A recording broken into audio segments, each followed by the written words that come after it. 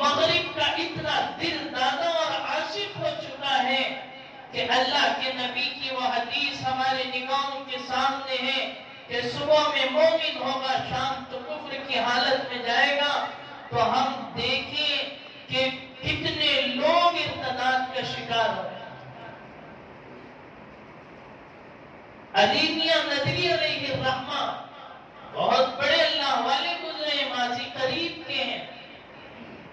ان سے ایک پوچھنے والے نے، میڈیا والے نے سوال کیا کہ بابری مسجد کا مسئلہ مسلمانوں پر ہے، طلاق کا مسئلہ پارلیمنٹ میں ہے، مساجد اور مدارس کو نشانہ بنایا جا رہا ہے، اور بھی جتنے مسائل تھے اس نے 10-15 گنوائے اور کہا کہ ان سارے مسائل میں کون سا مسئلہ زیادہ اہمیت کا حامل ہے؟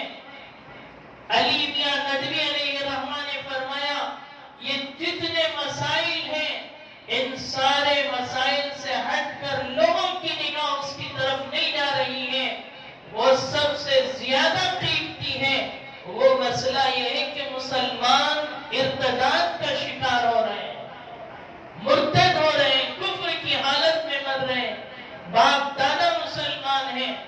یہ میرے نزدیک سب سے زیادہ قیمتی مسئلہ ہے۔ تو میرے بھائی، ارتداد کی ہوائیں اس تیزی کے ساتھ چل رہی ہیں کہ اپنے آپ کو بچائیں، اسلامی ڈھانچے میں آ جائیں، اسلام کے سائے میں پرورش پائیں، اور اسلام نے جن احکام کو آپ پر لاگو کیا ہے اپنی زندگی کا قیمتی سرمایہ سمجھیں اور سعادت کی چیز سمجھ کر اس پر عمل کی کوشش کریں۔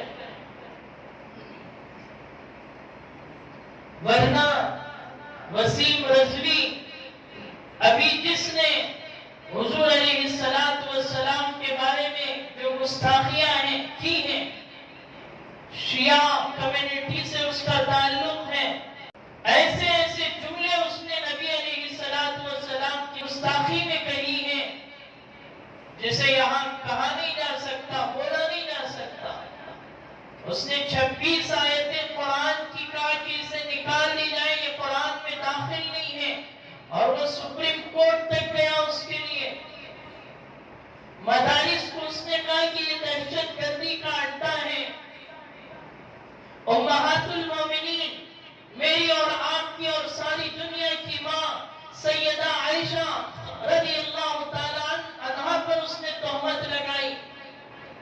امیر معاویہ جو کاتب وحی ہیں ان کی شان میں گستاخی کی، اور جناب محمد رسول اللہ صلی اللہ علیہ وسلم کی شان میں بھی گستاخی کر رہا ہے۔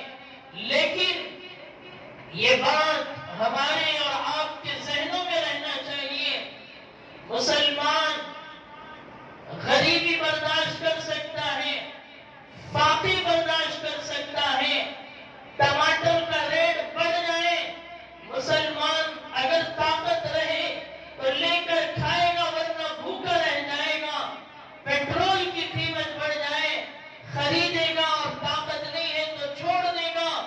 یہ دنیا کی جتنی چیزیں ہیں آج تک مسلمان ان قیمتوں کے اضافے پر کبھی روڈ پر آیا ہو، کبھی دھرنے دیا ہو، کبھی احتجاج کیا ہو۔ کیوں؟ یہ دنیا کی مادی چیزیں ہیں، اس پر اس کا کوئی بھروسہ نہیں، لیکن نبی کے شان میں گستاخی ہو مسلمان اسے برداشت نہیں کر سکتا۔ وہ ایک ساری دنیا کی نعمتوں سے قیمتی سرمایہ ہے۔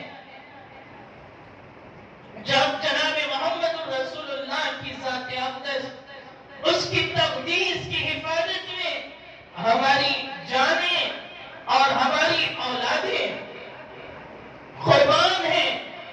لا یؤمن احدکم حتی اکون احب الیہ من والدہ وولدہ والناس اجمعین۔ اس وقت تک کوئی کامل مومن نہیں ہو سکتا جب تک کہ وہ اپنے دل میں حضور کی محبت اپنے والدین سے زیادہ اور اپنے دنیا کے جتنے رشتہ دار ہیں لوگوں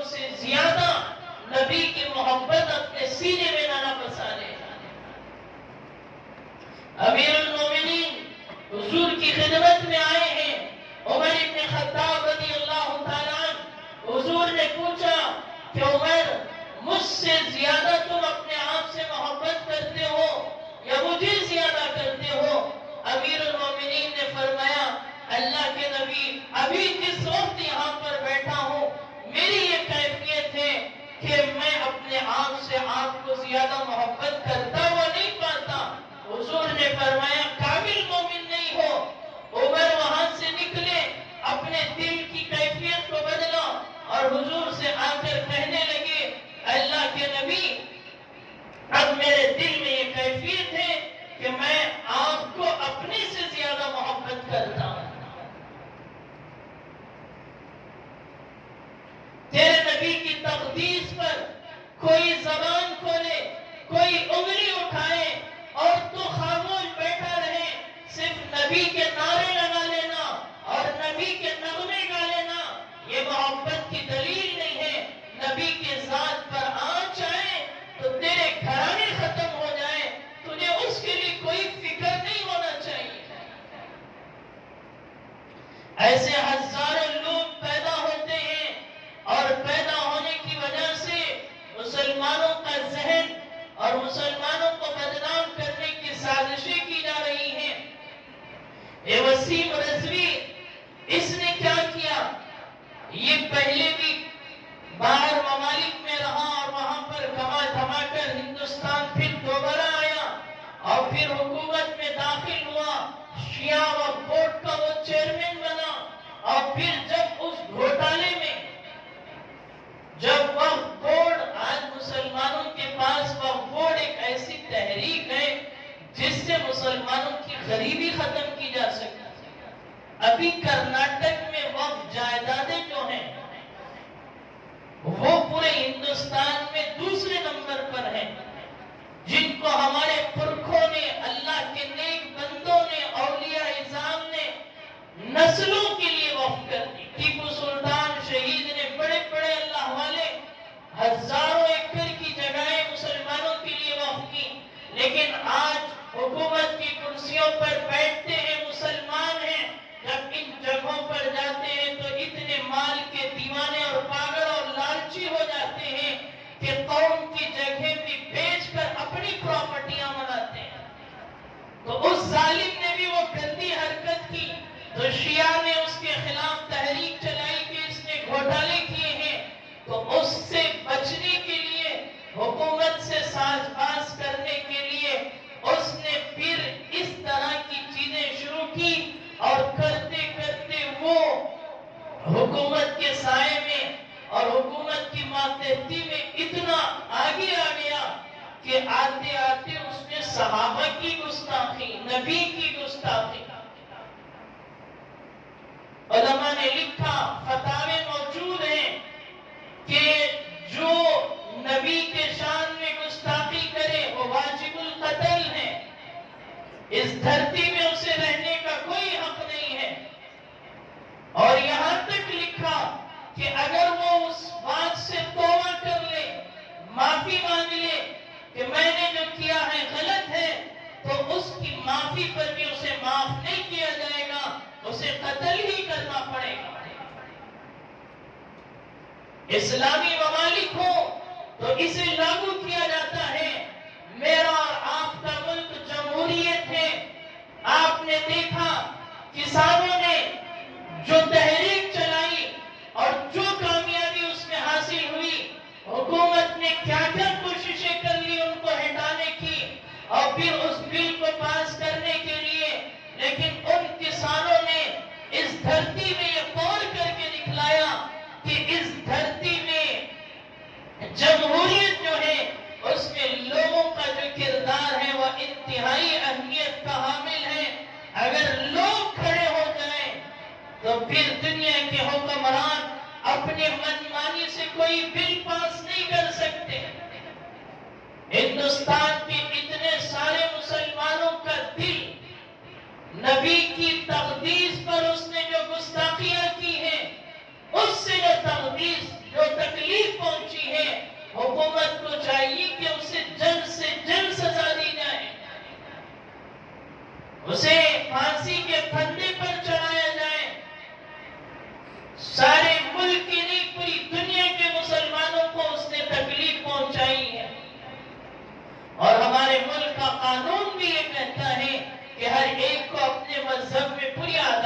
ساتھ رہنے کا حق ہے، اپنے شاعر کی، مساجد کی، اپنے دینی چیزوں کی حفاظت کریں۔ اللہ کی توحید کے بعد جو دوسرے نمبر پر سب سے زیادہ میرے اور آپ کے ایمان کو بڑھانے والی چیز ہے وہ نبی کی رسالت ہے، اس کی شان میں گستاخی ہو تو مسلمان خاموش ہے، یہ ہو نہیں سکتا۔ اس لیے حکومت کے کارندوں کو چاہیے کہ وہ جلد سے جلد انہیں سزائیں دیں، ورنہ ہمارے پاس وہ مثالیں موجود ہیں کہ جب دنیا کی حکومتیں ظلم پر آگے آ جاتی ہیں اور پھر اس طرح کے معاملات کیے جاتے ہیں۔ آج مسلمانوں پر ظلم و ستم کیوں ہو رہا ہے؟ علماء نے لکھا اس کی ایک وجہ یہی ہے کہ اس ظلم کی وجہ سے مسلمان پریشان ہو اور تکلیف اتنی پہنچائے کہ مسلمانوں کے مسلمان جو ہے ارتداد میں داخل ہو گئے۔ حدیث میں آتا ہے نبی علیہ السلام جب سورہ نصر نازل ہوئی، اذا جاء نصر اللہ والفتح ورأیت الناس يدخلون فی دین اللہ افواجا، اللہ کے نبی جب یہ آیتیں پڑھ رہے تھے کہ جب اللہ کی مدد آئے گی تو دیکھے گا کہ لوگ فوج در فوج اسلام میں داخل ہوں گے۔ فتح مکہ میں اللہ نے وہ دن دکھلایا کہ فوج کے فوج، گھرانے کے گھرانے اسلام میں داخل ہو رہے تھے۔ اللہ کے نبی نے ان آیتوں کے بعد فرمایا کہ ایک زمانہ آئے گا کہ آج ہم اپنی آنکھوں سے دیکھ رہے ہیں کہ فوج کے فوج، گھر کے گھرانے اسلام میں داخل ہوئیں گے۔ قیامت کے قریب گھرانے کے گھرانے، فوج پر فوج، مسلمان ارتداد کا شکار ہو۔ تو میرے بھائی ڈرنے کی بات ہے، افسوس کی بات ہے، کہیں ہم ان بدنصیب لوگوں کا شکار نہ ہو جائیں۔ مصیبتیں آئیں گی، پریشانیاں آئیں گی۔ میں نے گزشتہ جمعہ بھی طائف کا واقعہ آپ کو سنایا۔ آپ گھبرائیے مت، آپ جو ہے آگے چلتے چلے جائیے۔